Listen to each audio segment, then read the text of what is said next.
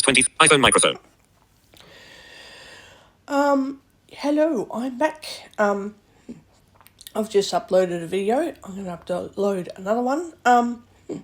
I think from now on, even though I've got the kettle there, I'm going to use the microwave for boiling my water because it's quicker and I can just tip my water from my filtering jug into a cup and then boil it for 3 minutes. 3 minutes is the optimal temperature. It makes it hot, and then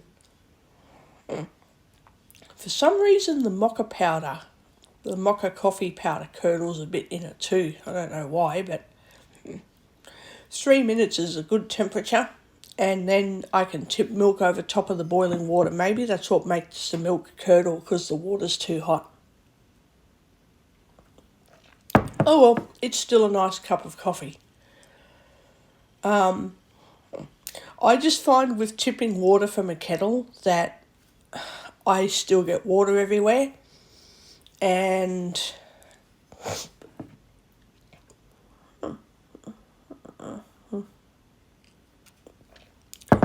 I hate cleaning up my messes. I hate cleaning up. Tonight, when it's dark after 8:30 p.m, I definitely have to chuck out my rubbish tonight. I'll wait till no one's around, and then when I walk outside to chuck out rubbish, I won't be giving people the flu, because everyone can tell me that they think I'm morally considerate, and I'm like, well, no, I just don't want to be uncomfortable when I go out. And me personally staying home is not preventing everyone else from getting sick. I'm just staying home because in my mind, if you're sick and you're not comfortable, why do you go out? The flu's still going to spread from place to place. You know, if everyone stays home, someone's still going to get the flu and spread it. So it doesn't make a difference. But it does mean if you're not comfortable, just stay home. You know, why would you go out when you're really uncomfortable? And, you know, you have a life and you're really busy and you've got the flu and you have to go out. Well, no, you don't. Life can wait. Life doesn't. Some things that are more emergency than not, maybe they can't wait. But everything can be replaced in life. So if you have to miss out on a job opportunity or something, even though it feels like the end of the world, your health is more important than everything else in life.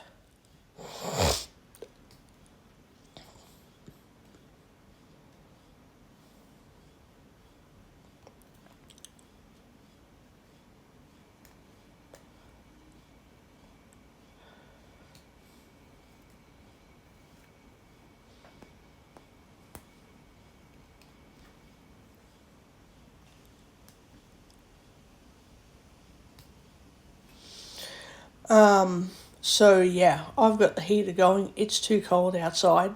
It is way too cold. I don't like winter that much. I like it when it's hot.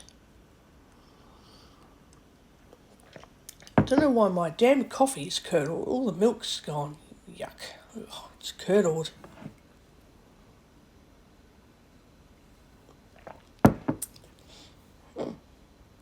Anyway, it's too cold. I've got to keep the heater going because it's too cold out. And I don't know how people can breathe with the air being so cold. How can they even breathe? It burns your chest and your nasal passages. It causes heaps of problems. I don't get it. It's too cold.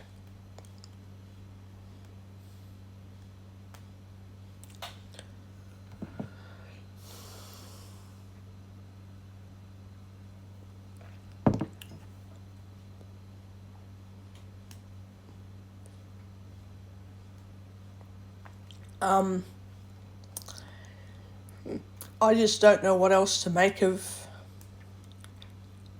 getting sick all winter. And I don't believe that staying warm is the answer, because no matter how warm I am, and it doesn't matter how many fruit and veggies I manage to eat, I still get sick Crafting Kingdom. Now. Crafting Kingdom. Your machines are standing still. iPhone microphone. I still manage to get really sick whether I'm hygienic or not. Like, hygiene doesn't make a difference to getting the flu. I'm really susceptible to most illnesses, so even if I stay completely clean and wrapped up in a bubble, I still manage to get sick. I haven't been given any new answers that are actually any better than what I've already been told. There's no avoidance of illness.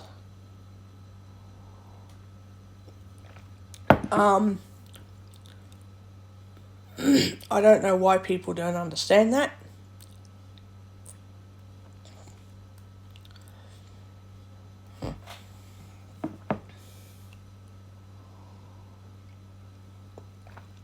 I guess that's just how it is.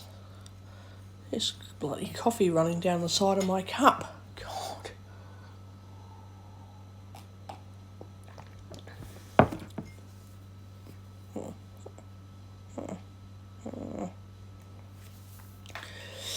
And I think from now on, because I don't drink as much coffee as I used to, I'm just going to get, if it's in a jar, I'll just have one jar at a time,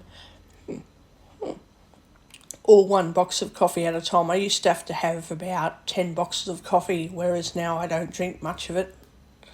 I only have it occasionally, so... Oh, God, my guts. This flu makes my guts play up too. So yeah, I haven't been given any useful information. The only thing I know to do is sit at home. I don't think anything else actually helps with the flu. Nothing works for me. I don't believe in home remedies. They don't work. I don't feel any better.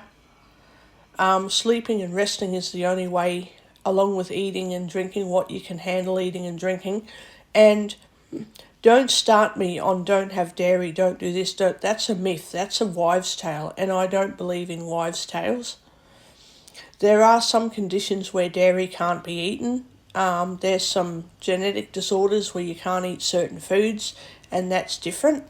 But when you've got a bad illness, if you can handle dairy, eat it. You know, there's no hard and fast instructions on what can and can't be eaten during a stomach illness, because everyone tolerates flu viruses differently. So I won't let anybody tell me what is and isn't working for me. That's not their job, and I don't let them do it. They're not even helping me. It's not helpful at all.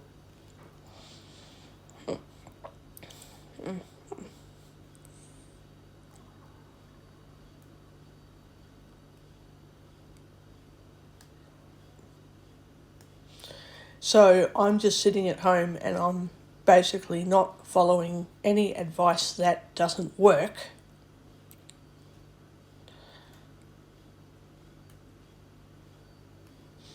And then when people tell me to look after myself, I say, no, I'm not changing how I care for myself. I'm not changing it. I've been living this way for years and I'm still here. I'm not changing anything. I won't change.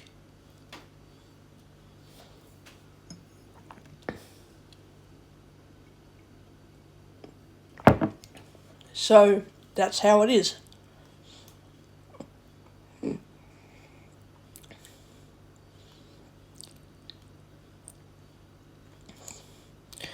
And whenever doctors go extreme on me, it's like, yeah, everyone approaches things differently, and I choose doctors whose approach is still part of medical treatment, but it's agreeable with me. It's not something that I can't ever attain or whatever the case. And if several people don't like how I handle my medical assistance, that's their problem. That is their problem. If they can't handle the way I deal with doctors, their problem. I just don't listen to people who think they know better than me when I live with myself every day of the week. Other people don't have a clue. They think they can come in, see me for 5 minutes and know more about me. I'm like, no, that's not how real life actually works.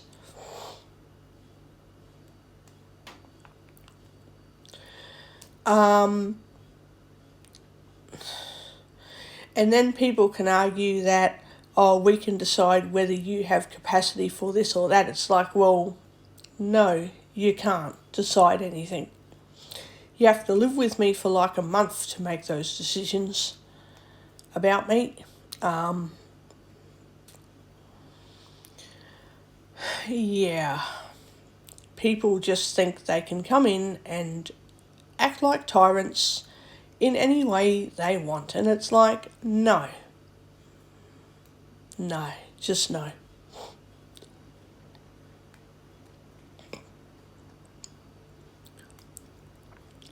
It's basically people saying, we know more about you than you do. We're setting the standards and what you can and can't tolerate. You don't have any autonomy because we've decided that we're tyrants and we know everything about everyone else around us and we don't get told what to do. We tell everyone else what to do. And I'm like, I'm not part of that toxic culture. I don't live like that. I'm an introverted person. I don't socialise. I don't believe in socialising. I don't have to socialise. I can talk to one or two other people, but that doesn't help me to talk to more than one or two others at a time. I'm not a group person. I don't do groups. I can't do them. Medication didn't help me at all. It didn't work. It made me worse. If I were to be put on medication, I would have to cancel all of my appointments and agreements and everything.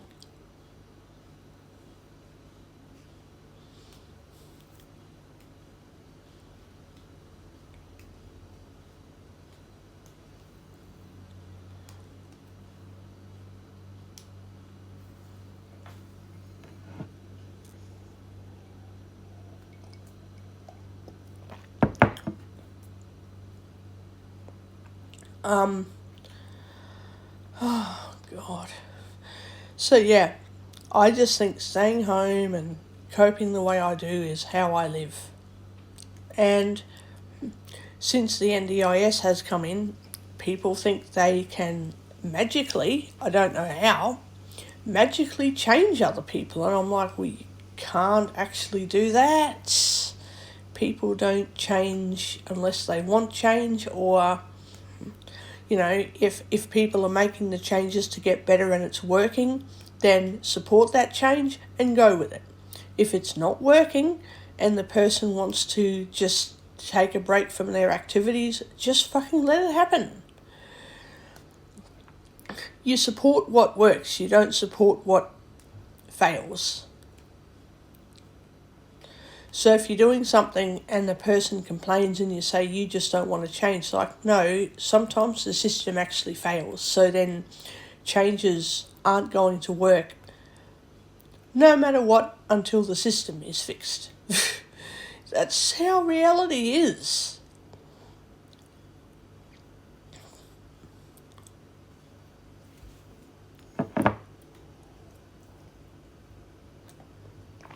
Anyway, I guess people are not willing to be a lot of people aren't willing to be very understanding, and that's up to them and no skin off my nose. See, I'm not here to... I think the word is coerce, where you persuade people until they change. I'm not here to coerce people to make different choices. I'm here to live my life. And what other people think or don't think is definitely not on me. It's on them. I don't need to use coercion. I can coerce people if there's a safety issue. I can force the issue until someone fixes the problem. But generally speaking, I don't use coercion. And I'm okay with saying, oh, wouldn't you try that? And if someone says no, I'd say, well, okay, it's up to you, but my God, try this coffee. A lot of people don't like it, don't have it. I'm okay with it. It's not a safety issue, it's do you like it or not. If they agree to try it, I'm like, oh yeah, you'll love it because my God, it's yummy coffee.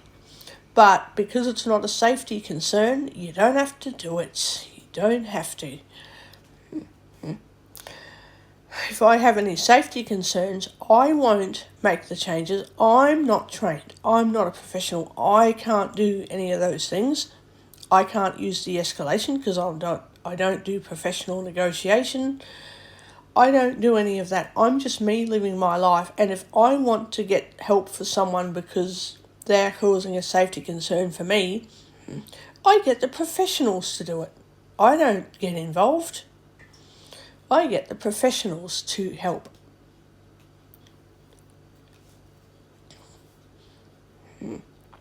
I don't need to do someone else's job for them.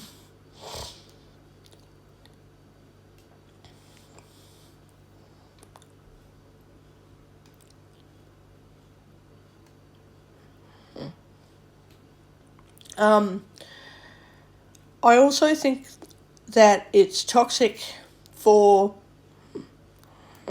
people to get into a relationship and then one tries to change the other person to make the other person, I don't know, better or happier. I don't think relationships should work like that. You know, like if both people can't give it their all in a relationship, they should just cut the relationship. How do you love someone who doesn't love themselves? How do you love someone who doesn't want to love you? You know, you can't force someone to be loving.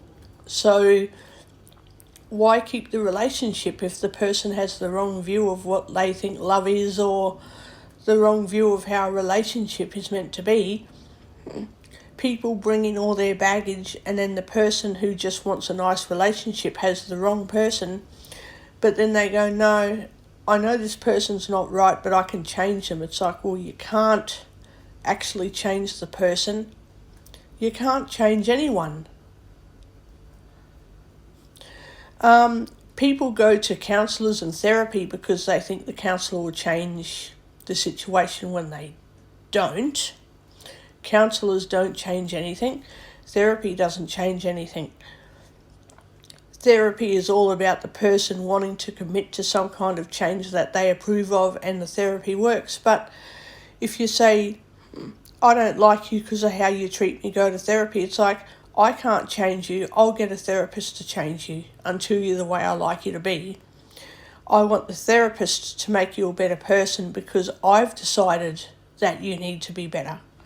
You might not think that way. You might not have decided to see a therapist. You might be seeing the therapist because I want something from you that you don't have. No, I think those relationships are really toxic and I don't think therapy helps. You know, if I say I like you and you agree and then you want to see a therapist, I'm like, well, go for it, see one. You obviously need something from a therapist that I can't give you, and then you might be a really good person. That's great, see one. But most of the time, therapy doesn't do any good.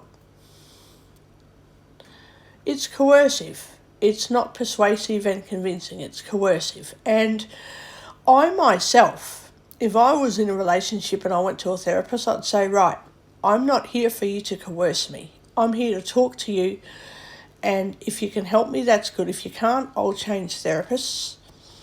And if I find therapy doesn't help, then the relationship partner will have to accept that it doesn't help. And in that case, 99% of the time, I'll get rid of the partner. I'll get rid of the relationship. There might be only 1% of the time where I might go, hey, therapy didn't work out for us, but we found another option to make the relationship work. This is really great, you know. But that is hardly reality. It's what you want in real life, but it doesn't happen that way. So yeah, I have a very low opinion of toxicity in relationships. It rarely ever ends well. People who enjoy that kind of thing in their relationships, I'm like, you do you, but I'm not interested. I do not want toxic relationships. I don't care what people think I will learn from them. I don't give a fuck what people think the person's trying to teach me.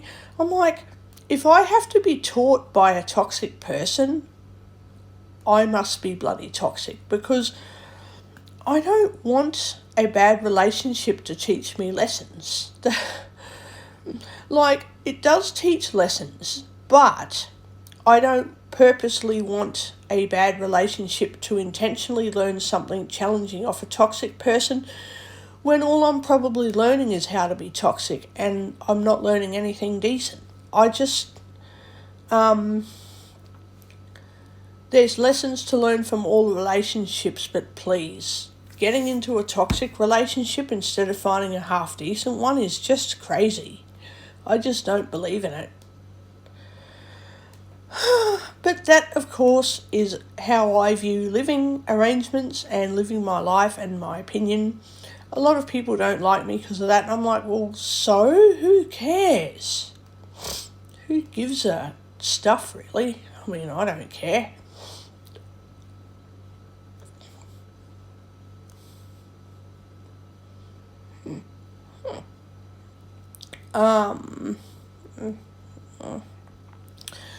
I just think that there's too many people in the world thinking that they can use their innocent qualities to fix proverbially bad people. Let's pretend there's no bad people in this world. There's only good people. I know that's fake, but I'm just going to go, for the sake of arguments, that there's no bad people. Obviously, psychologists and psychiatrists will diligently and skillfully lie to their clients and say there's no bad people, only bad choices. Like, diligently lie all you want. I won't be lied to. I'm not fooled. There are good people and bad people, good and bad decisions, but ultimately you can be a bad person, and if you have to diligently lie to me to get your point across that you're actually a liar, just pretending to be a decent person, then I don't like you already and I don't even know you. So like, all these skillful liars, oh, you're not a bad girl or bad boy, you just make bad choices. It's like, if you're making bad choices, you might be a bad person. How can a good person make bad choices and a bad person make good choices? How? Tell me one anecdotal bloody example of that. You don't have any. There are fucking no anecdotes, because there is no evidence that a good person is going to make deliberately bad choices. I do believe good people can make bad mistakes where the choices they make aren't premeditated or intended to be bad. Maybe the nice, decent person thinks a certain way and then they find out that it isn't real, like how they think might be true. Then they'll change their decisions. But if they want to be a deliberately bad person, they don't care what choices they make, so long as they're doing what works for them and nothing matters to them, so long as they're happy. They'll do anything they want in life, even if it's to kill another person, you know. There are good and bad people, but for my argument scenario, we're going to say that there's only good people in the world who make bad choices and can reform and all this shit. So only good people. And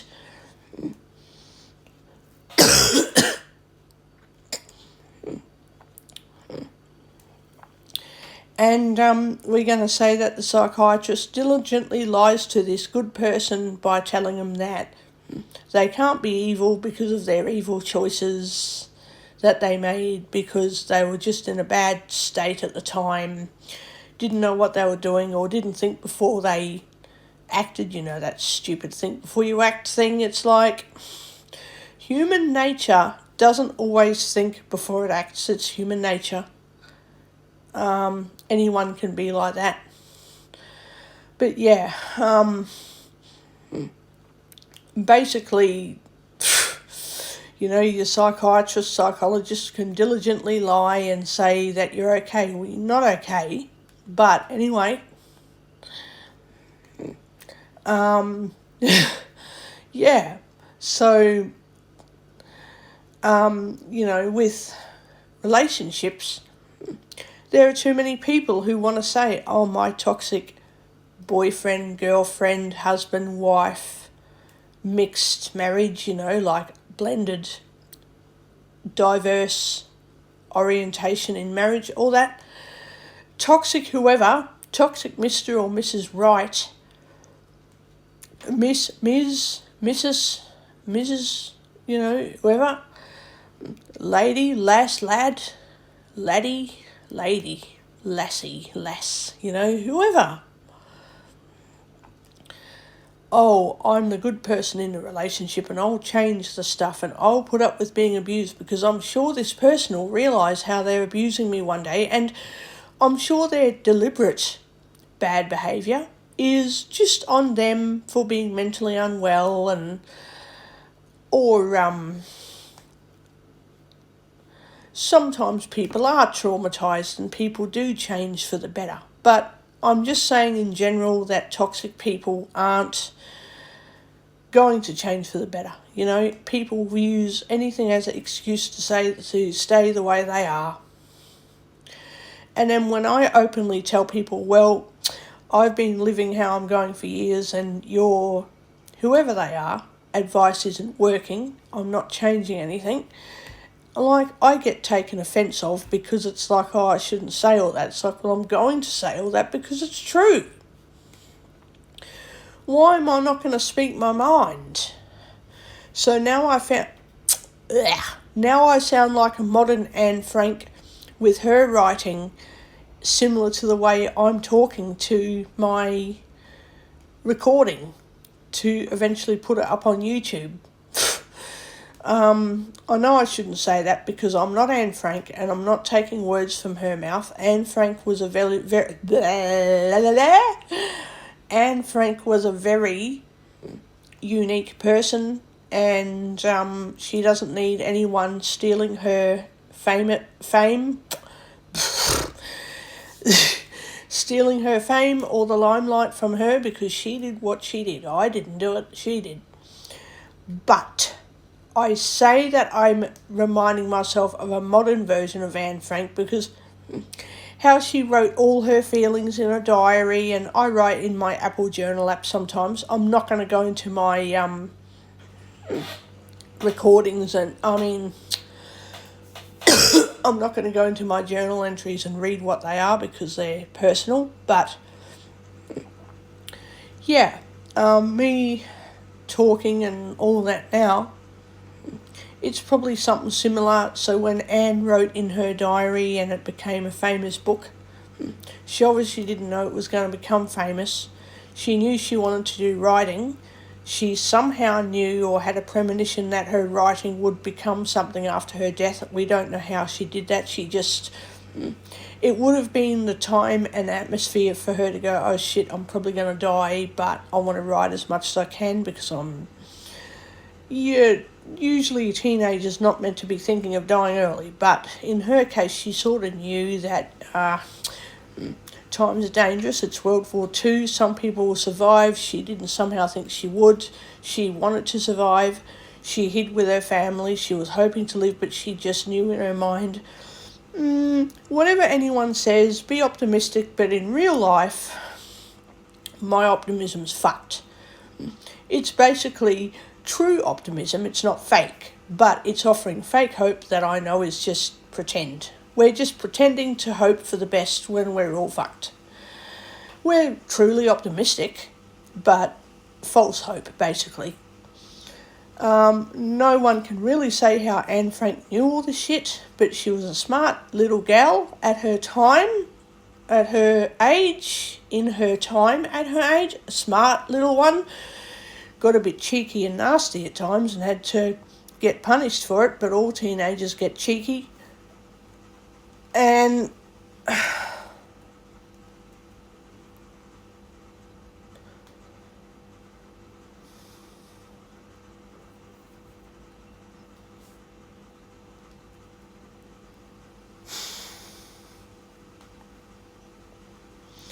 so yeah, she was mostly a very nice girl and growing up to be a nice woman, had some spoiled brat syndrome moments, but they were just moments here and there. She wasn't always a spoiled brat.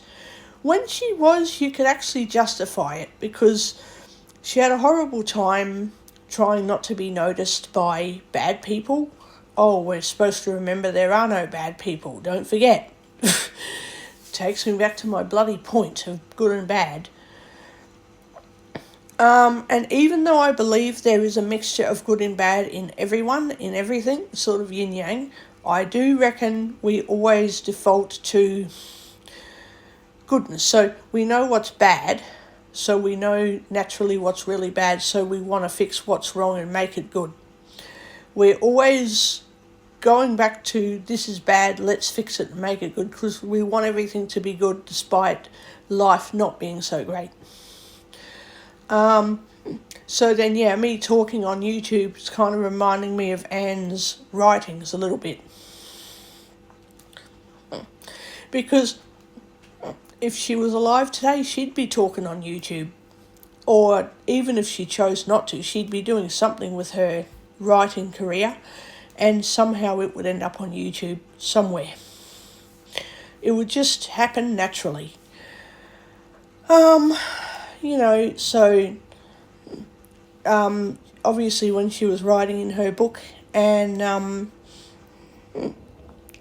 actually I should just start reading that, hey, on YouTube. I should start reading Anne's diaries,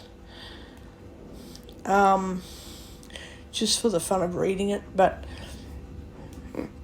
it's sad because she obviously thought, hey, you can read in her diary what she thought, so I'm not just guessing at what she thinks. You can play guessing games, but she obviously thought and felt that her writing would come of something, whether she lived or died. She never even expected to become an author. All she did was get a notepad for her birthday, write in it and say, oh my God, I'm an author, I'm a writer. And it's like, yes, Anne, you're an author. You're a very famous author. And all she knew was that she was writing her diaries. She authored her book and just went, this is my stuff. Obviously her parents didn't know about it straight away. They had an inkling that, yep, little girl studies, does homework, does writing, but they weren't expecting such an extensive diary until the father survived the concentration camps after the rest of his family died, unfortunately. He then went, oh my God, this little girl has been writing for years. And he obviously knew she would have to write notes at some point, but he never knew that he wrote an entire life history.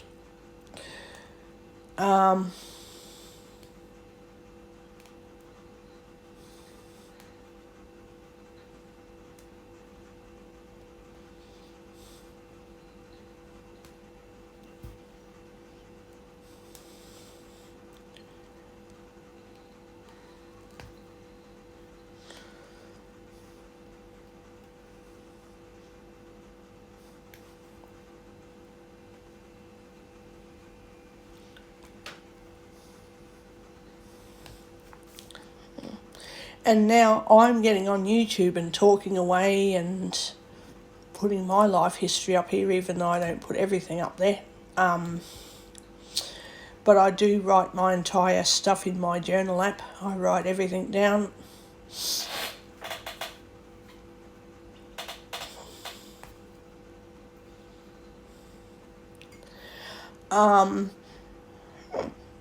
Yeah. So yeah, I'm still getting rid of this stupid dumb flu, but that's okay, I'll get rid of it. Besides that, I think very low of toxic attitudes in relationships. I don't think relationships are about changing people. I think relationships are about finding people you can be half decent with for as long as you can. Hopefully for life, but if not, for as long as you can, be at least half decent. From all the crime shows I've heard lately, people are so busy going, I love this person so much that if they can't have me, no one can. If I can't have this person, no one else can have them. Like, why don't people just think, I'm not happy with this relationship or marriage or something, open relationship or other diverse relationship, I'll leave, I'll find a new one. Like, I'm pretty sure that leaving and finding a new relationship is a lot easier than just killing someone outright, getting away with it for years, and then when you're caught and arrested, your whole life is gone.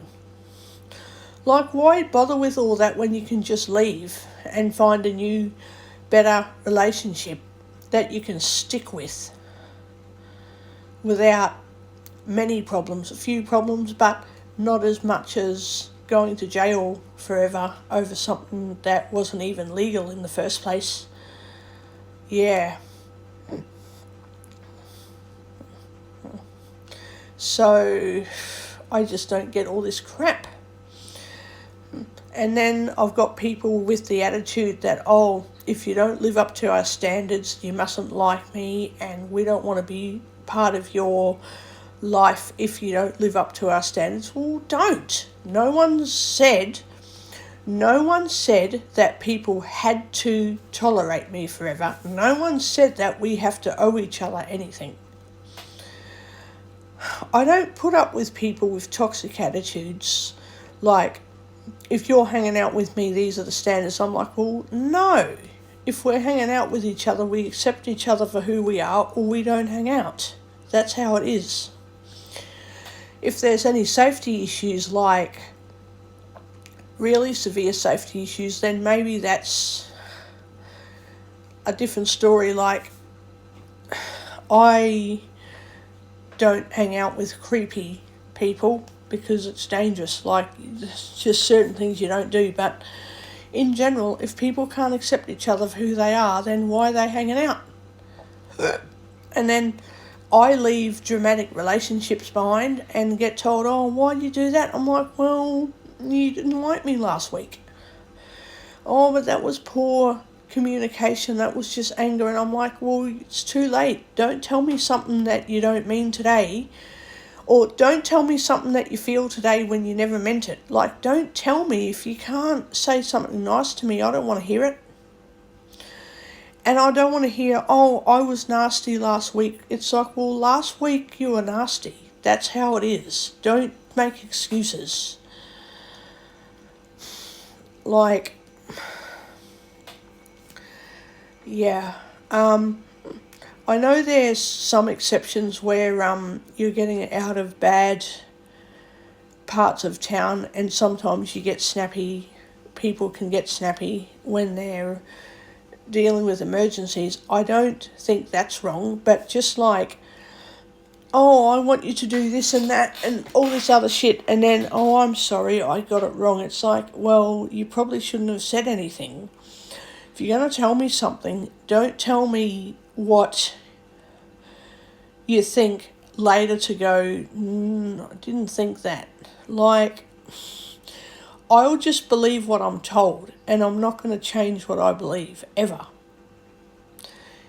You know, if I'm told to change my standards, but what the person really meant was don't change your standards, just eat different food or do something different or whatever, it's like, no, it's too late. Too late. And in fact, I'm still going to eat what I like when I go out. There are some things, like if there's too much food on the plate, or if I'm just not hungry, I'm going to make food choices that'll help me eat when I'm not hungry. That just goes without saying. Like, why the fuck am I going to get fish and chips with salad when I'm not even that hungry, and I'll just eat the chips and waste the fish? Like, I'm not doing that. But when it comes to eating when I go out, I'll eat what I like. And if that's a negative impact on people, then I don't know what isn't. Because people are generally, most people seem to be generally too serious and hardly even hardly even care, except that they don't want their public image to be tarnished by what I do. It's like, well, goodbye then. We won't hang out, we'll talk to each other. See you later. Like, if the way I live is say it again. If the way I live is tarnishing someone else's image, then what the fuck is wrong with society now? Oh, I'm talking wrong, I'm drinking wrong, I'm eating wrong, I'm chewing wrong, I'm going to the toilet wrong, I have a shower wrong, I breathe wrong, I sit wrong. I'm just doing wrong. There's nothing right. It's like, if I'm not doing anything right, why are we hanging out? This is not to my subscribers, just a reminder. If you know who you are, please don't take it the wrong way. Do not take it the wrong way, because I'm not angry at you. And you haven't done any of these things. Like, yeah, I get sometimes we're at the coffee shop somewhere and something happens and it's like, mate, life does play up sometimes. It's not I don't know how I'm meant to say it. It's not a relationship issue where we have to be judgy about the situation. Everyone has their level of comfort and ability, so I'm not going after anyone for that. I'm just saying, and they know who they are, like whoever's listening, it's not you doing this, but it's some other, people should not be judging how I eat and breathe and all that. Unless you definitely know that something's wrong with me and I need help, that's not judgy, that's just something's wrong. But if the way I live my life is impacting on people negatively when it's none of their business how I live, then, get a life. Get a grip on life. Anyway, I'm going to make a new cuppa. In the process, I'm going to plug my vacuum cleaner in. I want you to... Oh, no, I can't. There's rubbish all over the floor. No, I have another way of doing this. I have another way of working it out. Another way of dealing with this stuff.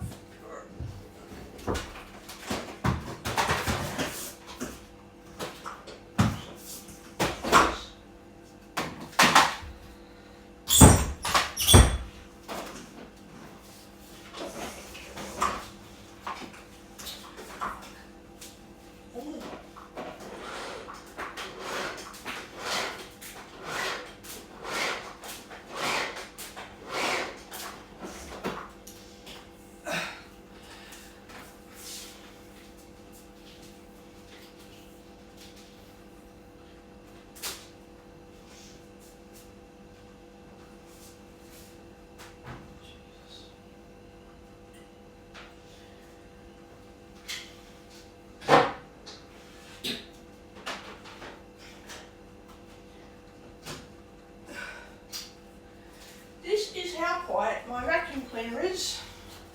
I'm going to show you in a minute what it's like. Hang on, just have to do something. Now the kitchen is really wet, so I'm not going to vacuum in there today, but I'm going to vacuum over here. So this is how nice and quiet my new vacuum cleaner is. We're going to take it all the way around. My bag is in the road. Oh, fucking bag.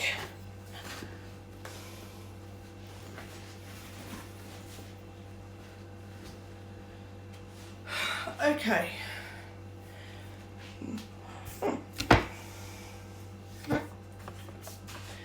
We're going to vacuum around here.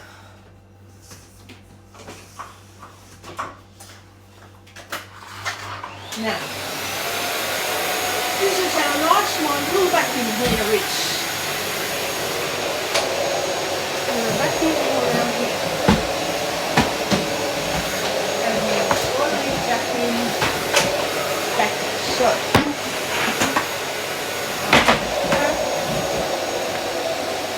vacuum this whole table area. Yep, whole table area first. There we go.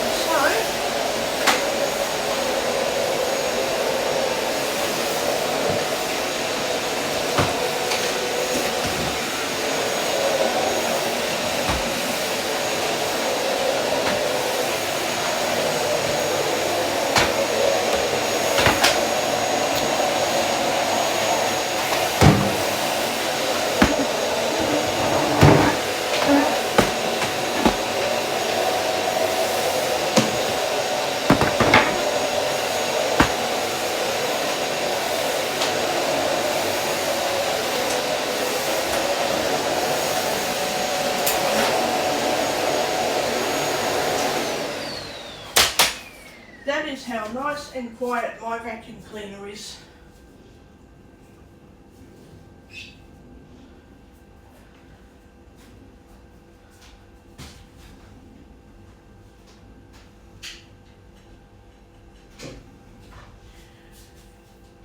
That is how nice and quiet my little vacuum cleaner is when it, you know, cleans everything out. I'm going to have to check out The Good Guys to get new filters. Crafting Kingdom. Now, Crafting Kingdom. The princess has a gift for you and awaits your visit. I know. It can definitely wait. It can absolutely wait. It can be put on hold. It's not the end of life over a fucking game.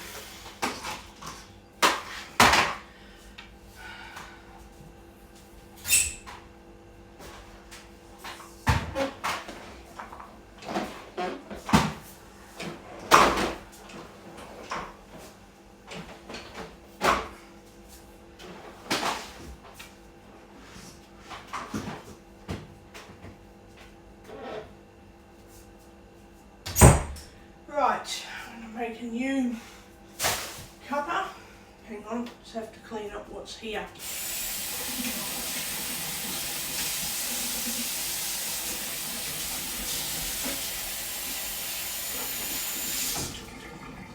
I'm waiting until tonight when there is complete darkness, and yeah, then I can just start again. So no, I won't be going out tomorrow. I won't be going out anywhere tomorrow.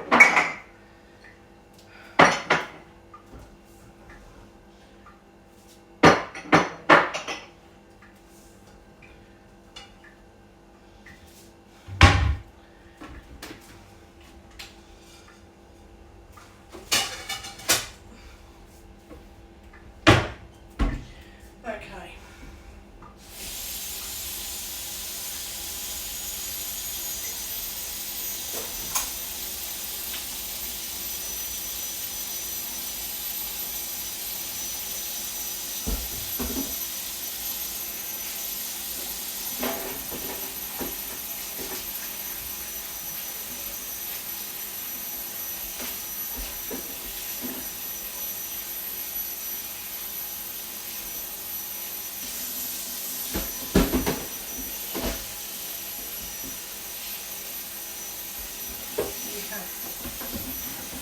Cleaning up my dishes really good today, and I've got some frozen food in the freezer that I need to get out so I can cook it today. I'm going to cook some chicken, so I'm going to get that out of the freezer so I can cook the chicken. It's cooking.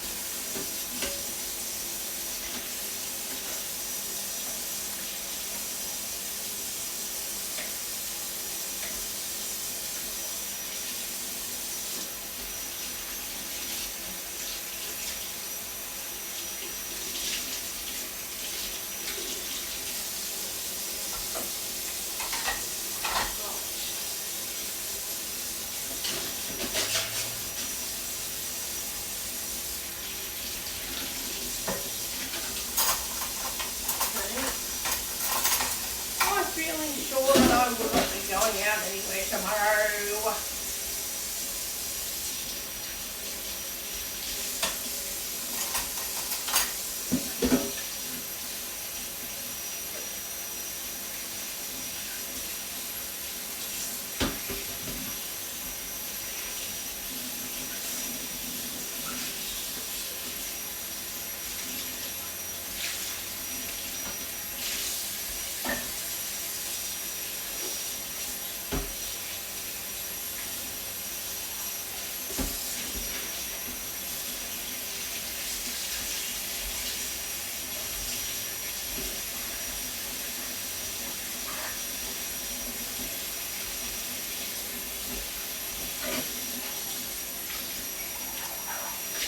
Feeling pretty certain of that back today. No going out this week. And then I tell people and they go, oh, getting sick for 2 weeks is too long. And I said, well, guess what? The doctor told me they can't fix how long it takes me to recover. There is no fixing recovery from a virus. You just have to recover. And there's no doctor who's going to say, oh yes, by the way, you're sick, you have to go out sooner than later because you'll stay sick. It's like, I don't think any doctor wants me to go out when I'm sick and then spread this illness around even more. I don't think that's not the business of most doctors. I think doctors are in the business of keeping everyone from getting sick. And, you know, telling people to go out when they're not well just is not going to help anybody. It won't work for anyone.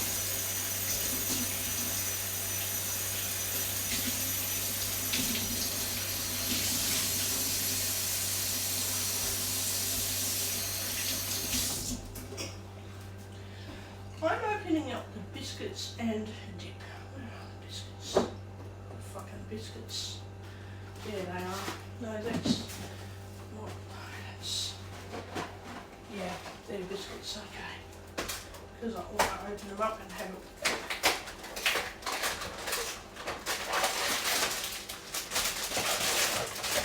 Oh, what is it? Yeah, okay. Funny little things. Funny little things.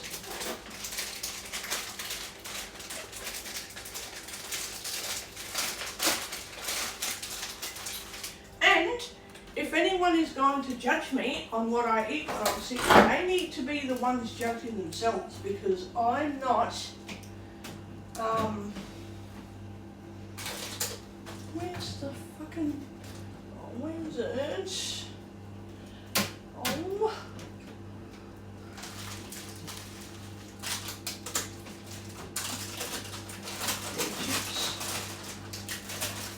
Oh, where's the dip? Where is it? There, found it. I knew it was in there somewhere. If people are going to judge me how I live when I'm sick, they need to be the ones looking after themselves first, because they're not helping me by judging me. They're not helping. You know, I don't need to be judged over getting sick. Oh, these cheese crackers are yum. It's Aldi brand, but so it's very nice. These are Aldi brand chicken crimpies with hummus dip. Yum. It's a type of capsicum and hummus, a Mexican dip. So,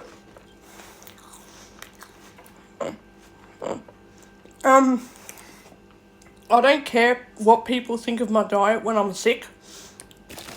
I handle eating what I can handle eating. I don't do what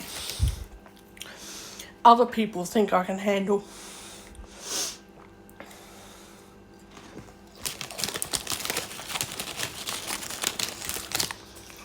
And if people think it's wrong that I'm eating biscuits and dip because it's not healthy like an orange or an apple, well, we obviously have different interpretations as to what healthy food is, because there is no entirely bad food.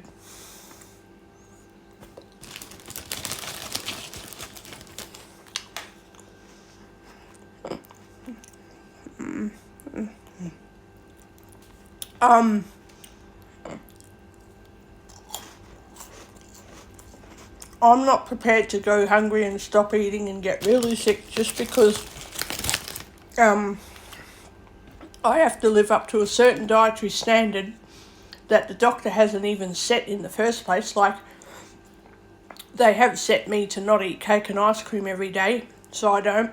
And there's certain things I just don't eat very much of, so that's fine. But as a general rule, if I want to keep out of the hospital when I get sick, I'm just going to eat what I can tolerate eating, because I don't want to go to the emergency room and say, oh, I didn't eat this and I didn't eat that because I was told not to. So a lot of people would rather me spread the flu around at the ER than accept that I'm tolerating what I can eat at home to avoid going to the ER. Basically, that's what it is.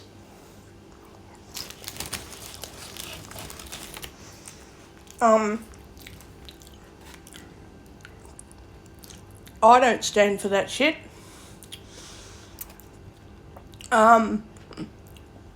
If people tell me how helpful they are, it's like, well, I appreciate that, but I'm not appreciating being nagged at, and I'm not appreciating being told what I can and can't eat without a doctor's instruction.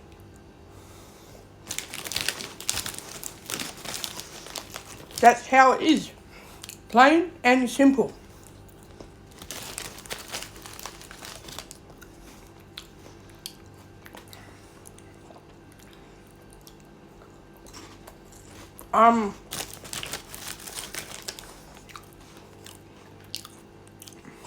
It's more important with this flu that I don't lose too much weight.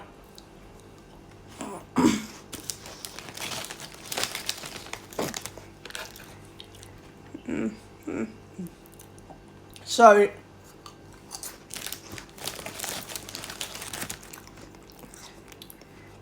I don't mind if I lose a little bit of weight, but I'm doing what it takes to not lose weight too fast.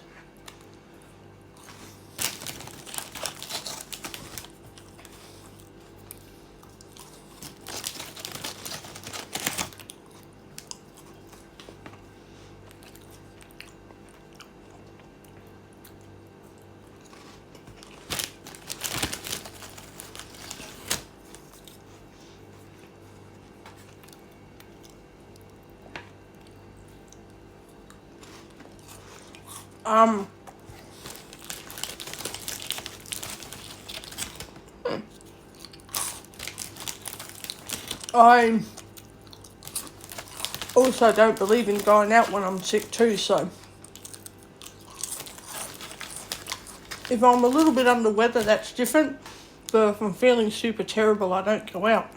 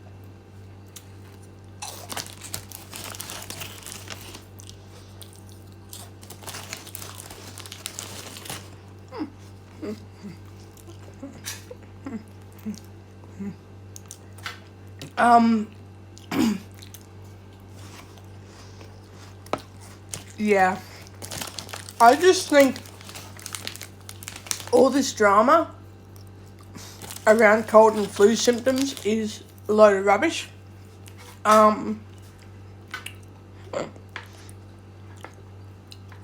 If people can't understand the concept of resting at home, then that's on them.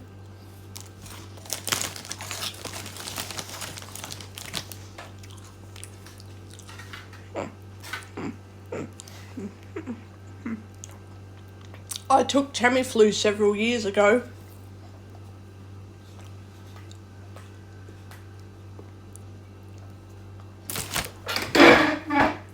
Because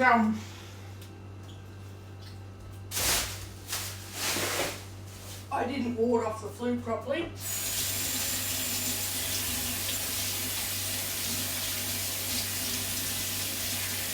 So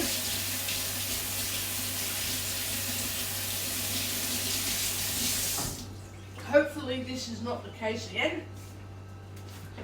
I personally don't give a shit. If I have to get Tamiflu, I'll get it. I don't care if I need to take Tamiflu. It's not that bad of a drug. But I won't use it unless I have to.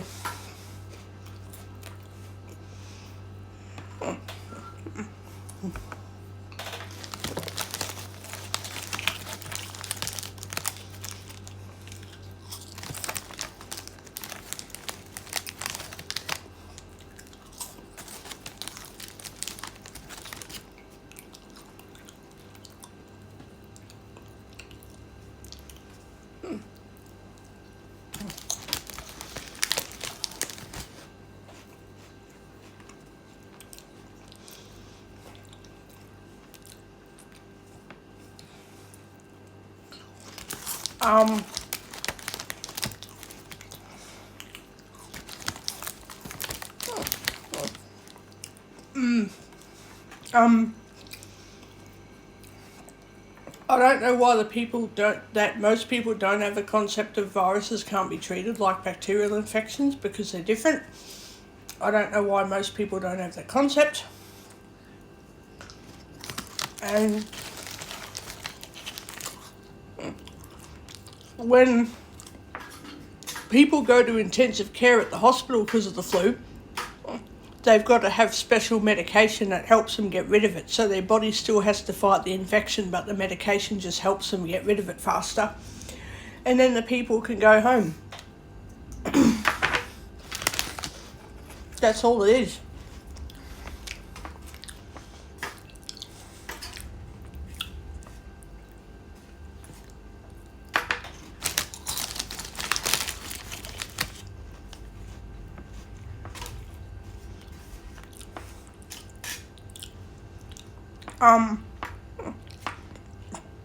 I don't see why people have to make life so difficult, because they're like, oh, you can do this and you can do that. I'm like, well, no, I can't, because I'm not allowed to. Doctors set strict boundaries on my life for a reason.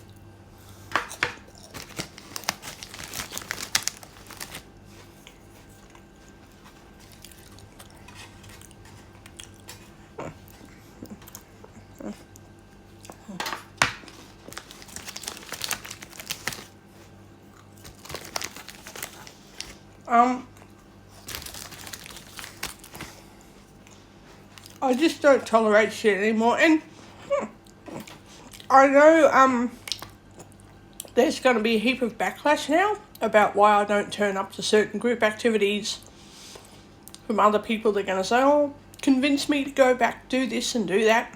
And I'm just going to say, I'm sorry, it makes me sick, I can't do it.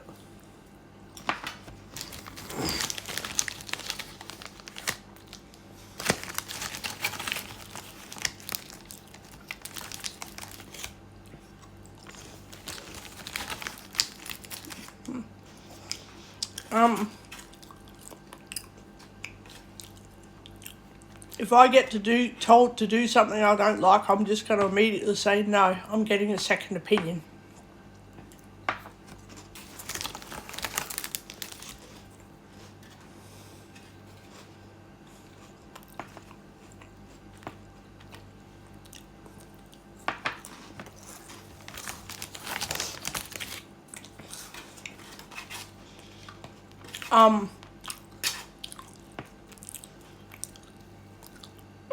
Anyway, I'm going to pick a stretching, so not anything heavy, just, like when you do stretches without doing any calisthenic exercises, right? And when I find a decent audio described workout, I'm going to do it on this recording.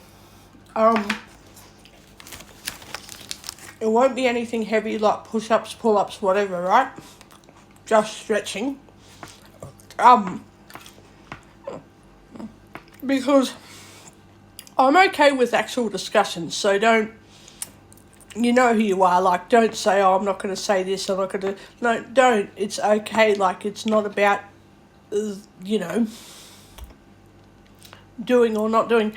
I will say no, please don't get me to do anything strenuous this week. I will say I do want to hang out with you for coffee, but I can't walk very fast this week. You know, I will put limits on what I can and can't do, but I'm just not just going to go, oh, don't say this, don't do that. Like, no.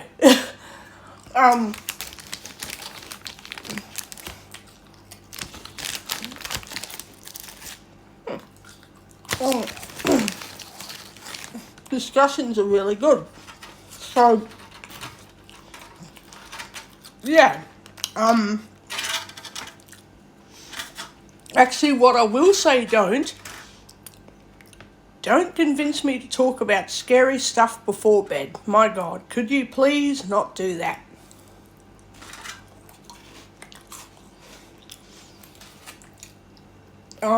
Otherwise, say whatever, whenever. My limit is before bed. Don't talk about scary stuff, because if you do, I have nightmares. It's nobody's fault. It's not about being blamed. It's about putting limits on what doesn't work for me when I go to sleep, because I have too many nightmares. It's not about being right, wrong, or otherwise. It's about me having too many nightmares, and I don't want that. So yeah,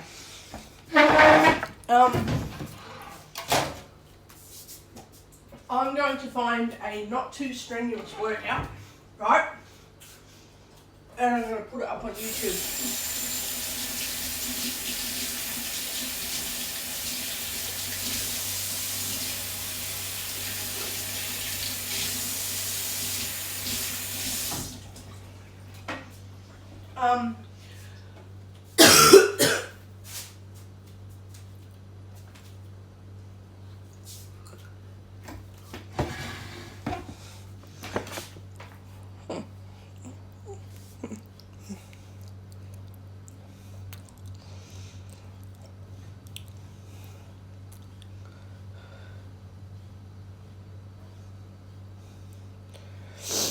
Yeah.